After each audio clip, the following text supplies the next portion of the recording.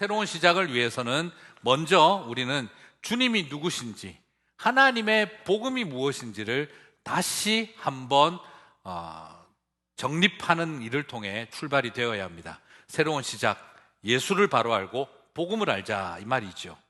로마서 1장 2절은 이렇게 출발을 합니다. 이 복음은 하나님의 선지자들을 통하여, 같이 읽을까요?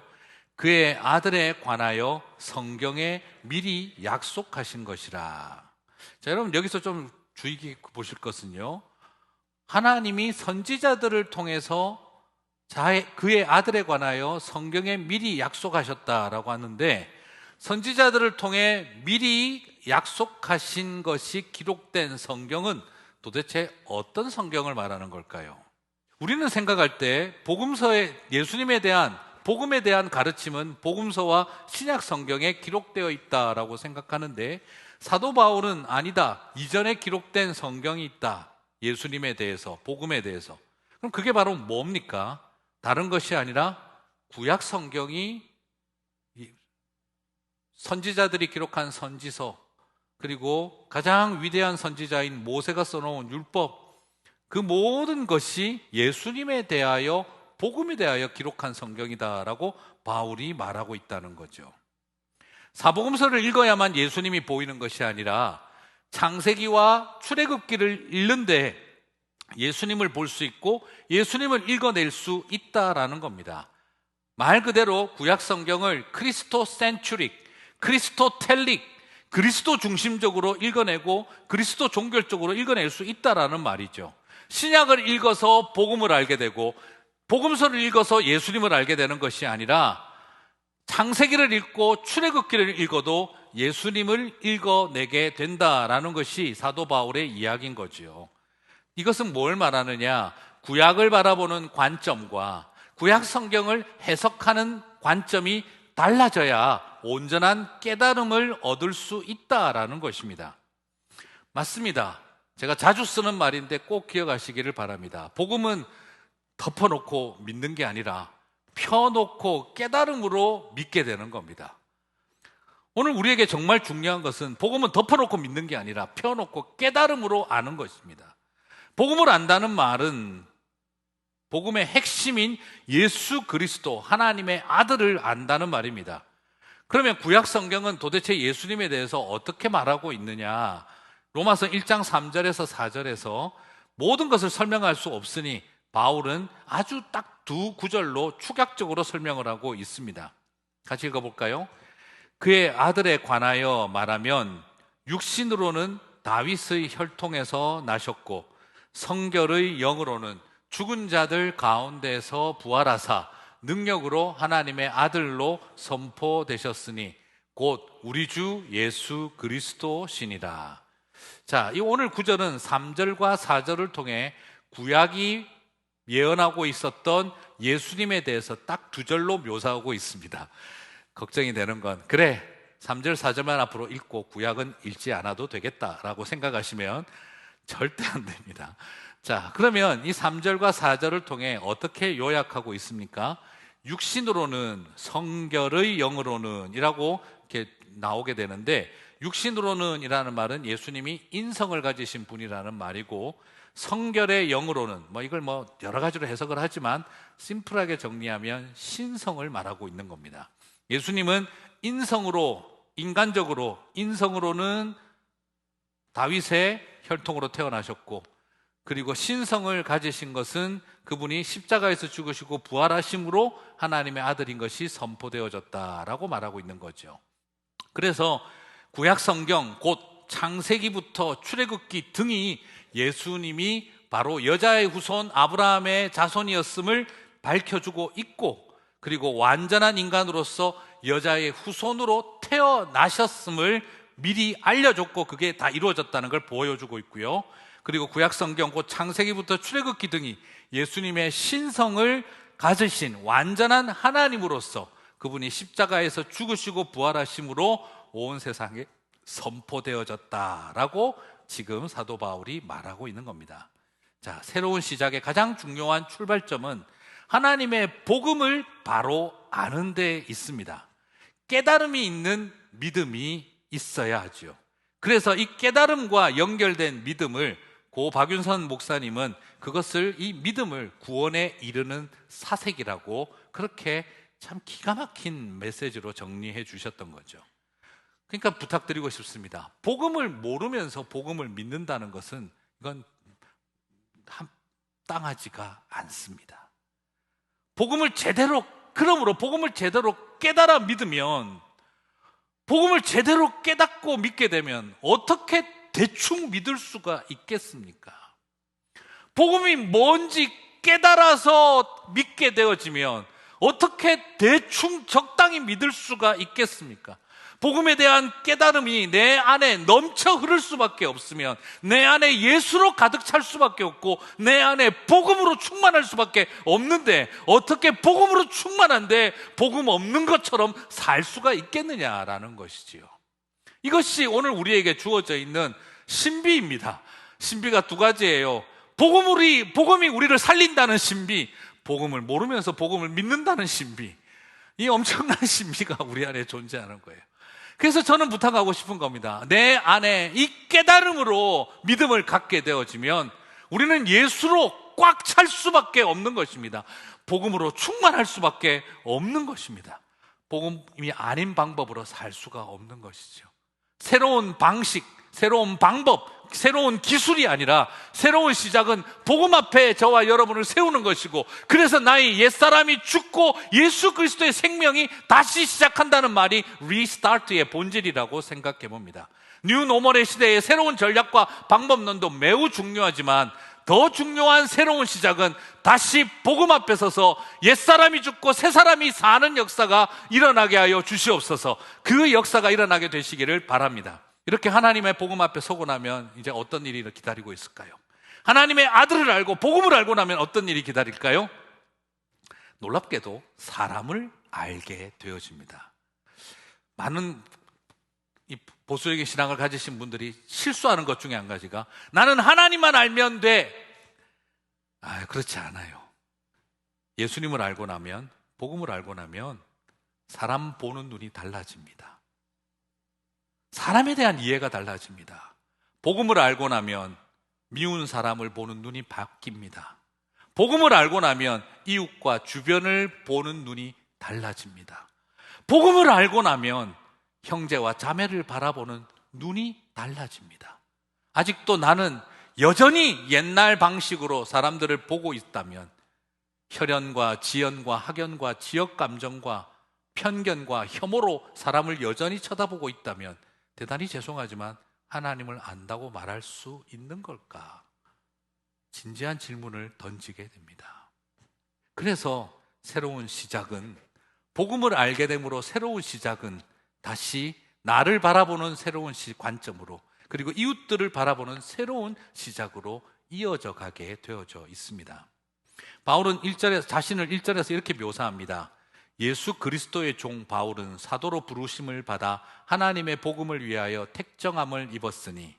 우리가 이거 그냥 보면 별 느낌 없어요. 그냥 1장 1절에서 자기 소개한 것에 불과합니다. 그런데 이건 그 당시 바리새인 출신인 사도 바울이 완전히 자기 자신에 대한 개념이 달라졌다라는 것을 워드플레이를 통해서 드러내고 있어요. 아마 바울을 아는 사람들은 1장 1절을 보면서 호호, 바울이 엄청 바뀌었네, 이렇게 생각을 할 겁니다. 왜 그러냐? 그 시대에 바리새인들, 랍비들이 쓰던 자기 소개를 지금 사도 바울이 워드플레이로 이걸 지금 바꿔놓은 거예요. 랍비들은, 바리새인들은 이렇게 자기를 소개했습니다. 만약 바울이 예수님을 만나기 전이라면 그는 늘 자기 소개를 이렇게 하고 다녔을 거예요. 여호와의 종 사울은 이스라엘의 선생 랍비로 부름받아 하나님의 율법을 위하여 세움을 받았다라고 이렇게 소개를 했을 거예요. 그는 자기 자신을 여호와의 종, 그리고 이스라엘의 선생, 그리고 율법을 위해서 선택받은 사람, 그렇게 생각을 할 겁니다. 그렇게 말했을 겁니다. 그런데 사도 바울이 예수님을 만나고 나니까 바리새인들이 쓰던 전형적인 인사말을 바꾼 거예요. 여호와의 종은 예수 그리스도의 종으로, 그리고 사울은 바울로, 그리고 이스라엘의 선생과 랍비는 어느 틈에 이방인을 위한 사도로, 그리고 하나님의 율법을 위해 택함 받았다는 것이 아니라 하나님의 복음을 위해 세움을 입었다라고 말하고 있습니다. 복음 앞에 서고 난 다음 바울은 지금까지 자기 자신을 규정해 오던 자기 소개를 완전히 소개서를 바꾸어 버렸습니다. 여기서 여러분, 사울과 바울은 원래 사울이었는데 이름을 예수님 만나고 바울로 바꿨다라는 말은 아닙니다. 제가 사도행전에서 여러 번 말씀드렸습니다만 그런 뜻이 아닙니다. 원래 이름이 샤울이면서 동시에 파울로스였습니다. 우리 이민자들 그렇잖아요. 송병주면서 조나단 송 하는 거랑 똑같습니다. 원래는 샤울이었고, 원래부터 이름이 샤울이었고 파울로스였습니다. 그러면 파울로스는 뭐냐? 그것은 신분 낮은 미천한 노예들이 쓰던 이름입니다. 남의 땅에 이민자로 살아가면서 노예로 끌려왔던 인생이 로마의 시민권은 얻었지만 집에 들어가면 샤울, 밖에 나가면 파울로스, 쌍놈의 이름을 썼던 것이죠. 그러므로 그는 이스라엘에 와서 바리새인이 되고 좋았을 겁니다. 샤울이라는 이름 마음껏 써도 되니까. 그런데 자신의 콤플렉스와 상처를 상징하던 파울로스라는 이름을 그는 이제 예수님을 만나고 난 다음 나는 예수 그리스도의 종 파울로스라고 고백하게 되어졌던 것이죠. 사랑하는 성도 여러분, 무엇을 말할까요? 주님을 만나고 나면 나의 수치와 그리고 나의 소외된 인생 살아왔던 이름조차도 이제는 기쁨으로 사용할 수 있게 하는 은혜가 임한다는 걸 보게 되어집니다. 이처럼 복음은 우리를 변화시킵니다. 여러분에게 있어서 죽을 것 같은 자존심, 그리고 늘 이름 때문에, 신분 때문에, 학력 때문에, 출신 때문에 숨기고 살아왔던 우리의 부끄러웠던 이야기를 당당하게 복음 때문에 꺼내어 놓을 수 있게 만드는 것이지요. 세상이 뭐라고 말하든, 사람들이 나로 향해 뭐라고 말하든 상관할 필요 없이 나는 복음 안에서 이런 존재입니다를 고백하게 만드는 능력이 복음을 알고 나면 일어나게 됩니다. 그래서 부탁하고 싶습니다. 여러분에게 복음이 나에 대한 소개를 바꾸셨는지 적용 질문을 던지고 싶습니다. 복음이 나의 존재를 다시 발견하게 하셨는지요? 복음이 나에게 더 이상 학력, 출신, 그리고 어떤 가정적 배경, 그런 것들을 숨기고 포장하고 살고 싶게 만들었던 그런 나의 모든 것들을 자유하게 만드셨는지 여러분에게 질문을 던지고 싶습니다. 그래서 부탁하고 싶습니다. 진지하게 이 질문 앞에 정직하게 서면서 복음이 나를 다시 규정하게 하고, 복음이 나를 다시 살게 하고, 다시 복음으로 나의 정체성을 발견해 나아가는 저와 여러분이 되시기를 주님의 이름으로 축복합니다. 그리고 복음은 바울의 자기 자신을 온전히 보게 했을 뿐만 아니라 타인을 보는 눈이 달라지게 만들었습니다. 6절을 봅니다. 너희도 그들 중에서 예수 그리스도의 것으로 부르심을 받은 자니라. 여기서 너희도 그들 중에서 예수 그리스도의 것으로 부르심을 받은 자니라. 이게 별말 아니겠지만 이것도 엄청난 전환점을 가지고 있습니다. 왜냐하면 선민의식으로 가득한 유대인 출신 바울이 이방인들을 그리스도의 것이라고 고백하고 있기 때문입니다. 여러분, 바울이 율법에 미쳐 있을 때에는, 그때는 이방인들은 다 뭐였습니까? 개처럼 죽임을 당해야도 되는 자, 외인들, 더러운 자들, 사탄의 불쏘시개들이라고 여겼습니다. 그런데 지금 그가 예수님을 만나고 나니까 이방인 중에 믿는 백성들을 어떻게 바라보고 있습니까? 그리스도의 것으로 부르심을 받았다. 이 말은 어디에 쓰는 말입니까? 선택받은 이스라엘 백성들을 위해서 율법에 빠진 사람들이 늘 쓰던 말이었습니다. 그런데 그 말을, 이스라엘에게 사용하던 그 표현을 지금 이방인들에게 사용하는 사람으로 바뀌어진 것이죠. 혐오와 배제를 넘어서 율법주의의 눈으로 바라보고 저 죽어 마땅한 자들, 저 죄인들, 짐승의 밥이 되어도 될 사람들, 그렇게 여기고 있던 그의 시선이 완전히 바뀌어져서 하늘에 속한 사람들로, 그리스도의 소유로 고백하는 자리에 오게 되어졌다라는 겁니다. 사랑하는 성도 여러분, 그렇습니다. 복음을 알고 나면 타인을 바라보고 이웃을 바라보는 눈이 바뀌게 되어져 있습니다. 이번에 목회자 리트릿을 다녀오면서 참 고민이 많았습니다. 팬데믹 시대, 뉴 노멀의 시대, 30주년을 맞고 또 다른 30년을 바라봐야 하는 이런 때 우리는 어떤 것을 준비해야 될까? 많은 새로운 아이디어와 여러 제안들도 나누고 또 많은 대화의 시간들도 가졌습니다. 물론 같이 자전거 타고 놀기도 했습니다. 뭐 1시간 자전거 타고 달린 거 뭐 큰 죄 지은 거 아니죠, 그죠? 네, 그렇게 열심히 달리고 좋았어요. 자전거 타고 1시간을 밟아보니 좋았습니다. 그러면서 우리 지난 1년 6개월 동안 같이 한번 시간 갖지 못했던 나눔의 시간들을 가지면서 하나님이 굉장히 많은 회복을 주셨습니다. 팬데믹으로 중지된 대면 예배를 어떻게 재개할까? 성도들이 어떻게 소그룹 모임과 예배에 참여할 수 있게 할까? 온라인에 대해 너무 익숙해지신 분들을 어떻게 할까? 아이고, 꼴보기 싫은 사람 안 봐도 좋고 막 그냥 집에서 예배 드리니 딱 좋다.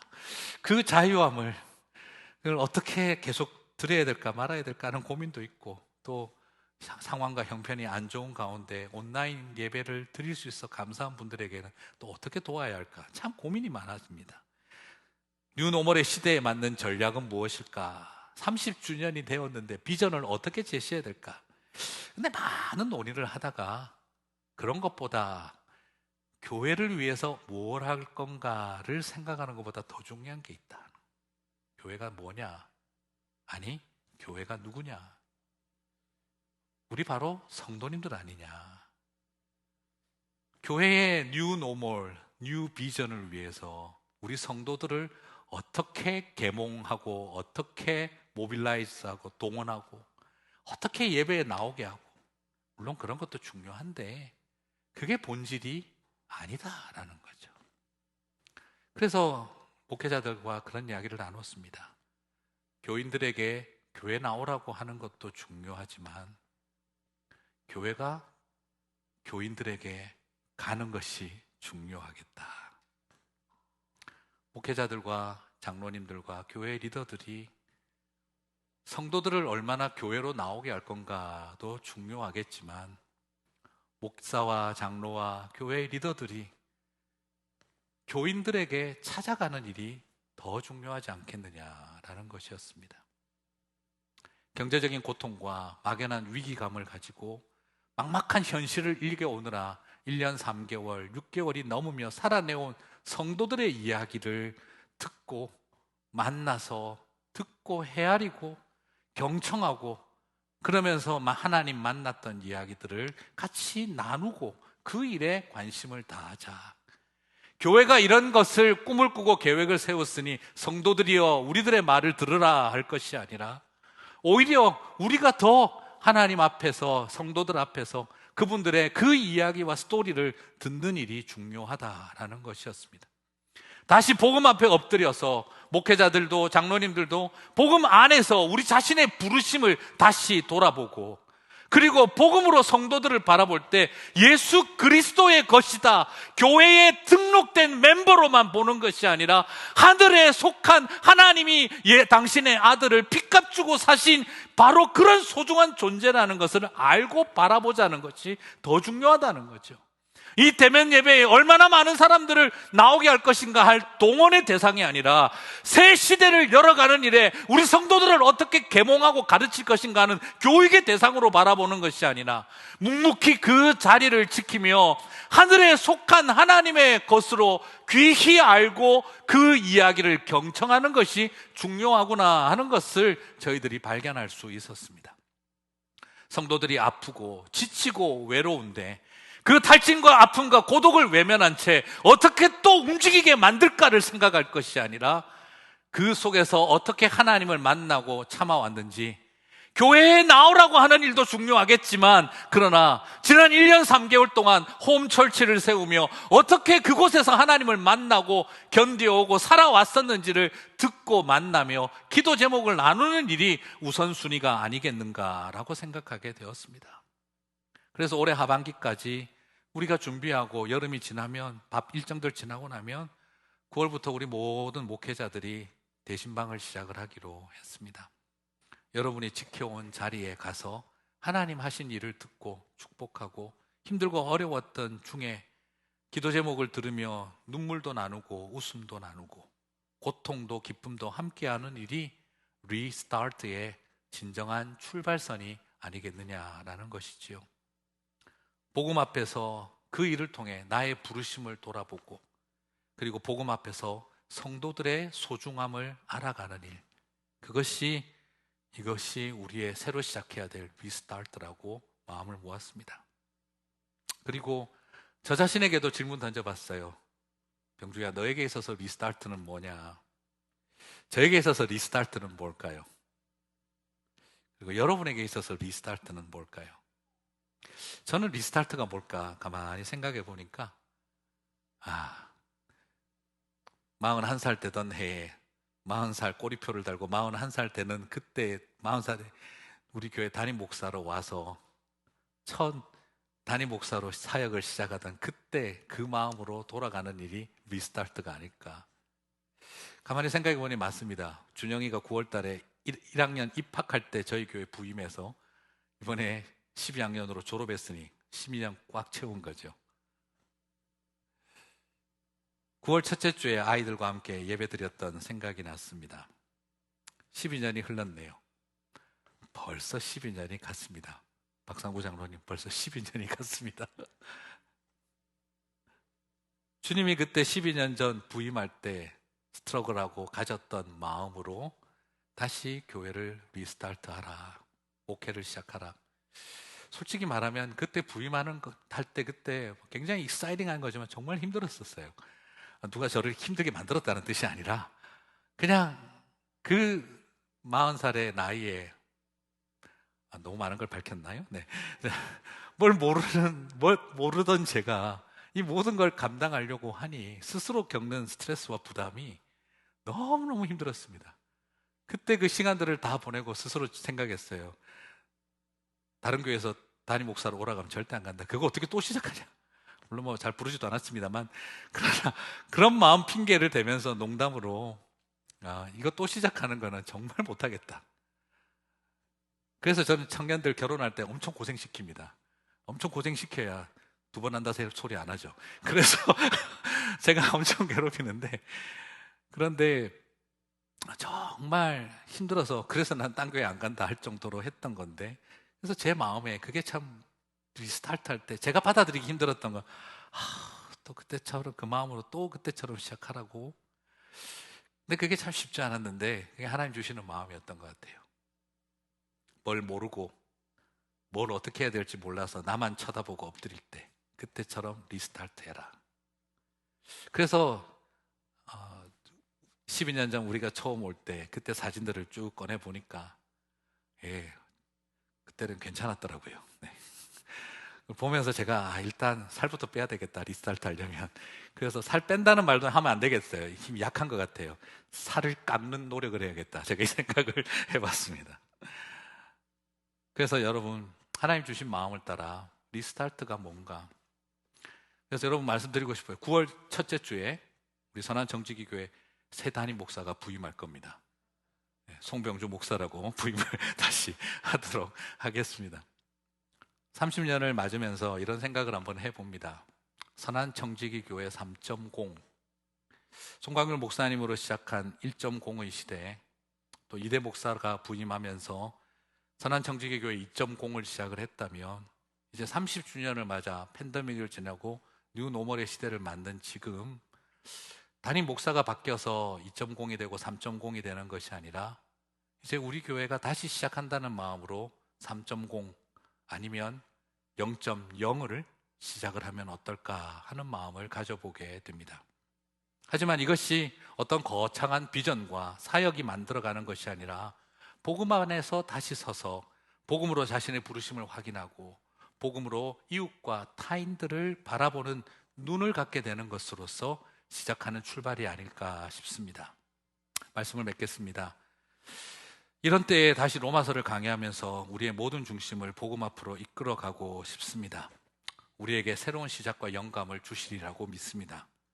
저는 그래서 이렇게 이야기해 드리고 싶어요. 이 일에 여러분 동력자가 되어 주십시오 라고 말하고 싶지 않아요. 우리에게는 동력자가 필요한 것이 아닙니다. 동력자가 되겠다는 사람들이 더 피곤합니다. 비전이 맞니? 방법론이 맞니? 안 맞니? 뭐 일을 이렇게 하는 것은 좋지 않니? 이건 내 비전이 아니니? 동력자 되겠다는 사람들은 피곤합니다. 오히려 우리에게는 동행할 분들이 필요합니다. 생각이 다르고 방법이 다르지만 묵묵히 함께 그 자리 지켜주고 같이 하진 못해도 기도하며 할 수 있는 것이라도 함께 마음을 나누는 사람. 동행하는 것과 동력하는 것은 다릅니다. 저는 우리 교회들이 너무 동력자를 많이 찾았습니다. 그게 저는 문제라고 생각합니다. 교회에 와서 한번 힘써 볼 사람들이 더 필요한 것이 아니라 교회에 와서 동행할 사람들이 필요합니다. 우리 교회가 동력자가 많은 교회가 아니라 함께 동행하는 사람들이 많은 교회가 되었으면 좋겠습니다. 주님과 동행하고 형제와 자매가 동행하고 이웃과 동행하는 교회가 되었으면 좋겠습니다. 위대한 일을 하라고 도전하는 교회가 아니라 위대한 하나님만 믿으라고 말하는 교회가 되었으면 좋겠습니다. 그래서 우리가 뭔가 위대한 일을 해내려고 생각하는 사람들이 아니라 위대한 하나님을 믿으라고 선포하며 나아가는 사람들이 되었으면 좋겠습니다. 솔직히 우리 알지 않습니까? 우리가 믿은 만큼 살아낼 능력들이 있습니까? 그래서 저는 이렇게 말하고 싶어요. 율법을 자랑하는 사람들이 아니라 오직 복음만 자랑하는 사람들이 되자 하는 거죠. 율법을 자랑하는 사람들은 우리가 한다, 우리가 해냈다를 말하는 사람들이죠. 그러나 복음을 자랑하는 사람들은 우리는 연약하고 우리는 못하지만 하나님이 하신다는 걸 믿는 사람들은 아닙니까? 사랑하는 성도 여러분, 복음 안에서 살아가고 복음만 자랑하는 저와 여러분이 되시기를 바랍니다. 우리는 어떻게 사역할까? 그런 생각 안 했으면 좋겠습니다. 더 어떻게 사랑할까를 생각했으면 좋겠습니다.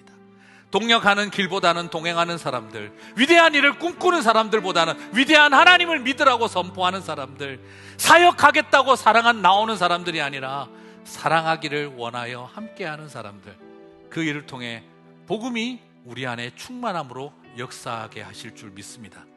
복음의 길을 걸어가는 저와 여러분 되시기를 축복합니다.